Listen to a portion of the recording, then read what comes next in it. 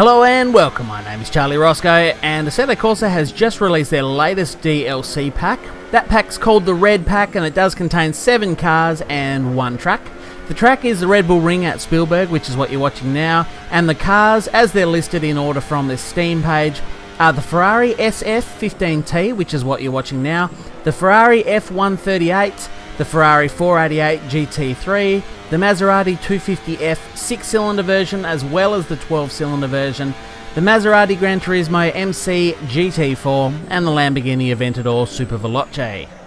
I have no idea if Super Veloce is the correct pronunciation for that, but nonetheless it is the one I'm going to use.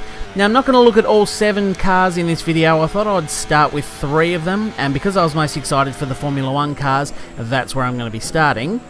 The car I'm currently driving is from the latest turbo generation of Formula 1 cars, so that was always quite exciting to get, and it sounds fantastic. On board, I really think they nailed the sound, but I've got to say, from third person, if you're watching a replay or something on the TV camera, it doesn't quite sound right. There's something weird about it, so I'm interested to know your thoughts on that one. If you've already tried it, leave them in the comments below. But the car handles very well. Obviously, it's a Formula 1 car, lots of downforce. The faster you go, the more grip you have.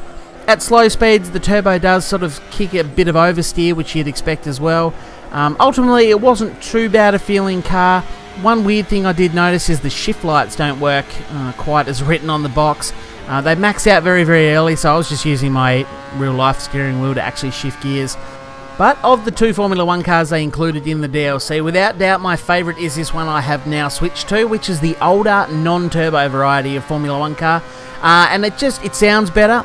Having said that, I am getting used to the turbo-sounding Formula 1 cars, and they're growing on me. But it is nice to come back to the old scream of the previous generation. And the car itself just handles better. It has more grip. It handles slower speeds better. The power delivery is a lot more linear without that turbo, sort of giving it a power band, I guess, if you will. So, yeah, without doubt, this is my favourite. And it's also a lot faster without even doing a better lap. Just by coming in, I think it was my very first lap, was around about 2 seconds faster than in the current generation, the later turbo Formula 1 car. So, yeah, personal preference, but for me, this is my favourite of the 2. Now, before I switch to the next car, which isn't at the Red Bull Ring, I suppose I better mention the track itself since it was included in the DLC. Obviously, it's a laser scan track, so theoretically the layout is all spot on. I've never actually driven a lap of the Red Bull Ring, so I don't know. Certainly looks okay according to what's on the TV. And yeah, it's up to the normal Assetto Corsa standard and quality. It's what we come to expect, and again, they've nailed it. So if you're a fan of the Red Bull Ring, then I don't see why you'd have any problems with it.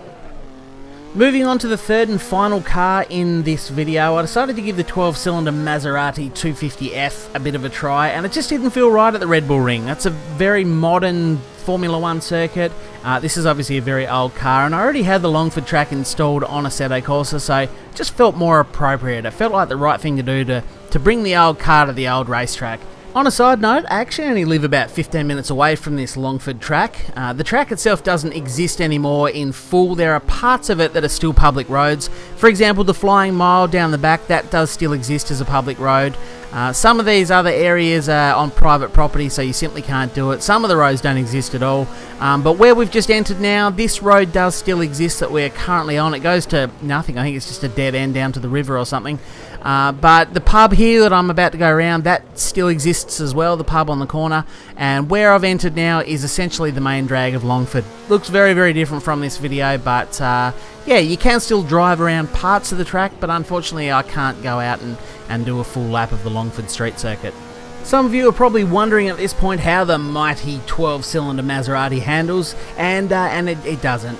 It doesn't handle really at all. If you don't have the DLC and you want to know exactly how this car feels, go and get a bathtub, half fill it with water, put 4 wheelbarrow tyres on it, and go and push it down a really steep hill. And that's roughly how it feels. I mean, you can see they're just trying to break into the corner.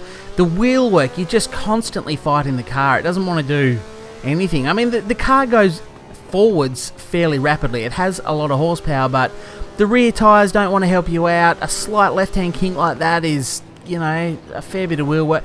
I'm not good at these old cars, so if you really want to know the sort of fantastic lap time it's capable of and how to get the best out of it, I'm not your guy. I mean, don't get me wrong, I do enjoy trying these things out. They include the cars in the DLC. I've paid for them, I may as well give them a go. And it's a good opportunity to really immerse yourself in the game. Jump in an old car like this that doesn't handle very well. Take yourself off to the Longford track. And speaking of which, we've just entered the Flying Mile now. So this patch of road there was a very sketchy entrance, mind you. But this bit of road here does still exist. It is a public road that anyone can drive on. And you can bring whatever car you like and go as fast as you want along there.